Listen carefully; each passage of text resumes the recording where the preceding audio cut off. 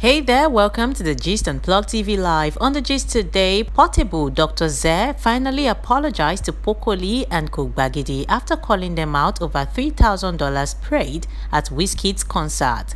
Let's check out the story.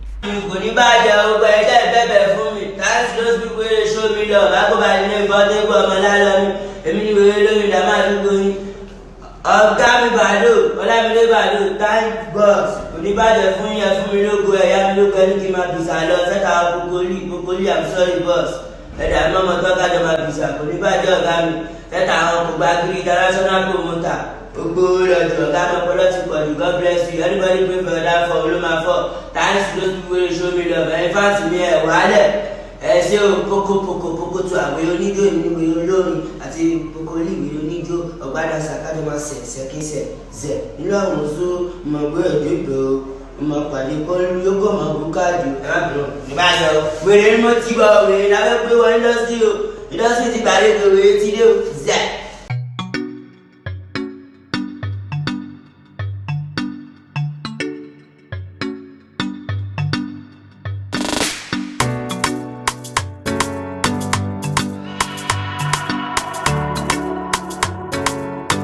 In case you missed the story, let's show you the video Portable did to call out Pocolee especially for not giving him all of the money spread at Wizkid's concert. Here is the full story. I go by the name Portable Ọmọlálọmí, èmi ni wèrè olórin ìdààmú àdúgbò yín African Mafia Nahu, àwọn ọmọ Nàìjíríà ló máa ń ṣe yahoo. Nílùú àwọn oṣù máa pàdé kọ́lí ó kọ̀ máa bó káàdì. Zẹ̀ ẹ wo olúwa Wizzy bàbá ńlá Big Wizzy ti bó káàdì o.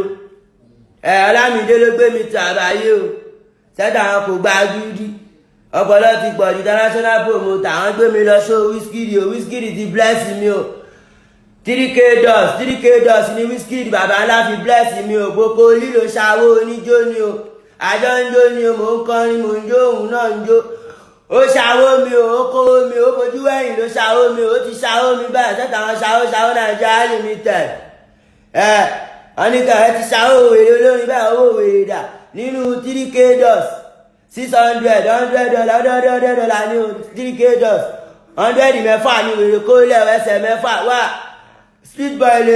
Pocolee àníbọn má jalè lè mi o Pocolee wá you no show love o na rip you wan rip me o you carry my son ṣé na you get azul ni na Olamide do song with me o Bado don bless me o. Now, you carry my song, you don't rip me and run. Portable future Olamide, tó bá tẹ̀ jẹ́ pé ọ̀nà gbẹ́nu sí o fẹ́ ṣàbàyè. Ó yẹ ká forúkọ ẹ̀ sí lẹ́yìn ní kílé tó rúkọ ẹ̀ fi wáwájú. Pocolee future Portable Olamide. Are you mad or something? Na me get Sasu.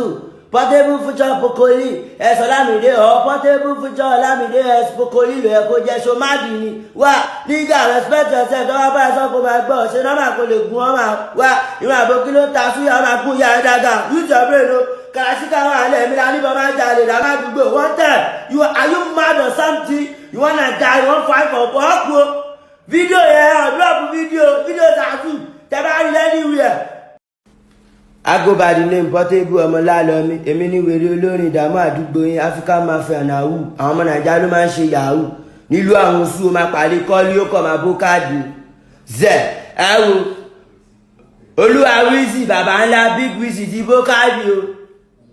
Ọlámídé ló gbé mi tà àbáyé o sẹ́tà àwọn Kogbagidi ọpọlọ ti pọ̀ di international promoter àwọn gbé mi lọ show Wizkid ti bless mi o 3k dollars ni Wizkid bàbá ńlá fi bless mi o Pocolee ló ṣàwó oníjó ni o àjọ ń jó ni o mò ń kọrin mò ń jó òun náà ń jó ó ṣàwó mi o ó kówó mi ó fojú ẹ̀yìn ló ṣàwó mi o ó ti ṣàwó mi báyìí sẹ́tà àwọn ṣàwó Nàìjíríà limited Anika ti ṣàwó wèrè olórin báyìí owó wèrè dà nínú 3k dollars $600 $100 ní 3k dollars 100 mẹ́fà ní wèrè kó lẹ̀ ẹsẹ̀ mẹ́fà wá street boy lè. Pocolee àníbọn má jalè lè mi o Pocolee wá you no show love o na rip you wan rip me o you carry my son ṣé na you get azul ni na Olamide do song with me o Bado don bless me o now you carry my song you don't rip me and run Portable future Olamide tó bá tẹ̀ jẹ́ pé wọn náà gbẹ́nu sí o fẹ́ ṣàlàyé ó yẹ ká forúkọ ẹ̀ sí lẹ́yìn ní kí ló tó orúkọ ẹ̀ fi wá wájú Pocolee future Portable Olamide. Are you mad or something? Na me get Sasu. Portable future Pocolee S Olamide or Portable future Olamide S Pocolee ló yẹ kó jẹ́ so má dì ní. Wá nígbà respect yourself tó bá bá ẹ sọ kó máa gbọ́ ṣe náà máa kó lè gun ọmọ wá ìwọ̀n àbò kí ló ta súyà máa kú ìyá ẹ dáadáa use your brain o. Kàràsíkà wà lẹ̀ mí lálẹ́ bọ́ máa jalè dá máa dùgbò one time are you mad or something? You wanna die, you want fight for work? Video, yeah, drop video, Sasu. Tẹ́ bá rí anywhere.